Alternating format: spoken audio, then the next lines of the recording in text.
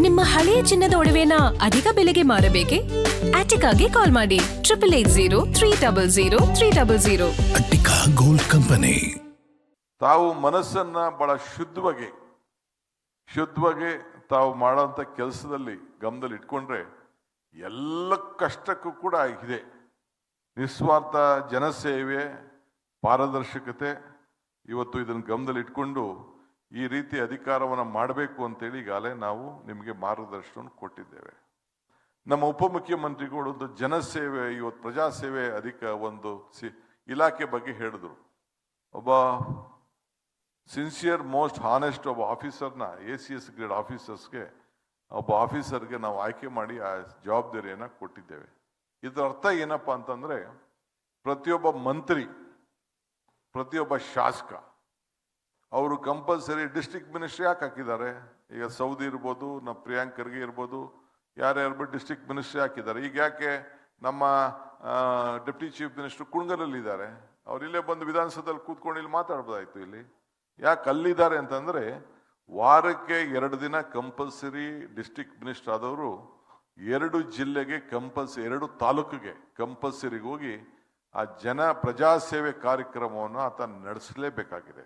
ಅದು ನಾವು ಕ್ಯಾಬಿನೆಟ್ ಅಲ್ಲಿ ನಾವೆಲ್ಲ ಕೂತ್ಕೊಂಡು ಚರ್ಚೆ ಮಾಡಿದ್ದೇವೆ. ಮೊದಲನೇ ಫಸ್ಟ್ ವೀಕ್, ಮೊದಲನೇ ಮತ್ತು 3ನೇ ಶನಿವಾರ ಆತ ಮಾಡಲೇಬೇಕಾಗ್ತದೆ. ಅದಾದ್ಮೇಲೆ ತಾಲೂಕು ಆದ್ಮೇಲೆ ಅವರು ಮತ್ತೆ ಎಲ್ಲಾ ತಾಲೂಕು ಮುಗಿದಾದ್ಮೇಲೆ ಇವ್ರು ಗೂಟಿದಿ ಜಿಲ್ಲಾ ಪಂಚಾಯತಿನೋ ಇಲ್ಲ ಹೋಬಳಿ ವಾರ್ಡ್ ಮಟ್ಟಕ್ಕೆ ಹೋಗ್ತಾರೆ. ಸೊ ಹಂಗೆ MLA ಕೂಡ ಕಂಪಲ್ಸರಿ ಆಗಿ MLA ಬರ್ತಾರೋ MLA ಬರ್ದೇ ಇರ್ತಾರೋ, we will see that all our MLA, ನಮ್ಮ ಪಾರ್ಟಿ MLA ಕಂಪಲ್ಸರಿ ಹೋಗ್ಲೇಬೇಕಾಗ್ತದೆ. ಆ ಮಟ್ಟದ ಅಧಿಕಾರಿಗಳನ್ನ ಕೂಡ, ತಾಲೂಕು ಮಟ್ಟದ ಅಧಿಕಾರಿಗಳನ್ನ ಕರ್ಕೊಂಡು ಹೋಗ್ಬೇಕಾಗ್ತದೆ. ಪಂಚಾಯತಿ ಮಟ್ಟದಲ್ಲಿ ಅದಕ್ಕೆ ಒಂದು ಸೇವೆ ಮಾಡಲಿಕ್ಕೆ ಜನರ ಸಮಸ್ಯೆ. ಆಮೇಲೆ ನನಗೂ ಗೊತ್ತಿದೆ, ನಿಮ್ಮ ಹತ್ರ ಬಂದು ಅವ್ರು ಯಾರು ಬರೋರಿದ್ದಾರಲ್ಲ, ಅವ್ರು ಯಾರು ಕರೆಕ್ಟ್ ಇದ್ದಾರೆ ಅಂತ ನಾನು ಹೇಳುದಿಲ್ಲ.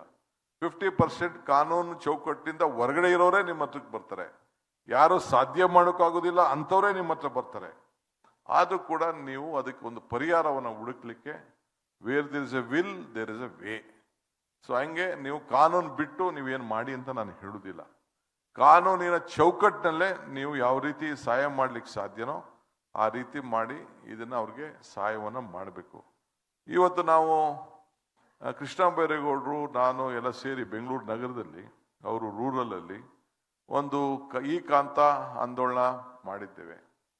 25 ಲಕ್ಷ ಜನರಿಗೆ, ಇಲ್ಲೇ ನಮ್ಮ ಮಹೇಶ್ ರಾವ್ ಇಲ್ಲೆಲ್ಲ ಕೂತಿದ್ದಾರೆ, ಇಲ್ಲೇ ಕೂತಿದ್ದಾರೆ, ಮತ್ತು ನಮ್ಮ ಕಟಾರಿ ಇಲ್ಲೇ ಇದ್ದಾರೆ, ಕಟಾರಿ ಅವರು 1,11,00,000 ಜನರಿಗೆ, ಗ್ರಾಮೀಣ ಪ್ರದೇಶದ ಜನರಿಗೆ ಅವರ ದಾಖಲೆ, ಅವರ ಸೈಟು, ಅವರ ಫೋಟೋ ಎಲ್ಲ ಕೂಡ ಅವ್ರಿಗೊಂದು ಕೊಟ್ಟು ಭೂ ಗ್ಯಾರಂಟಿ, ಇವರು ಬೆಂಗಳೂರು ಸಿಟಿಲಿರೋಂಥ 25 ಲಕ್ಷ ಮನೆಗಳಿಗೆ, ಅವ್ರ ಮನೆಗಳಿಗೆ ಖಾತಾ, ಅವ್ರ ಫೋಟೋ, ಎಷ್ಟು ಬಿಲ್ಡಿಂಗು ಏನು ಅಂತ ಹೇಳಿ ಕೊಟ್ಟು ಉಚಿತವಾಗಿ ಅವ್ರ ಮನೆ ಬಾಗಿಲಿಗೆ, ಯಾರು ಲಂಚ ಕೊಡದೇನೆ ಅವ್ರ ಮನೆ ಬಾಗಿಲಿಗೆ ಸರ್ಟಿಫಿಕೇಟ್ ಕೊಡುವಂಥ ವ್ಯವಸ್ಥೆ ಇದೆಯಲ್ಲ, ಇಡೀ ದೇಶದ ಉದ್ದಗಲಕ್ಕೂ ಕೂಡ ಯಾವ್ದಾದ್ರು ರಾಜ್ಯದಲ್ಲಿ ಇಂಥ ಒಂದು ತೀರ್ಮಾನ ಮಾಡಿದ್ರ?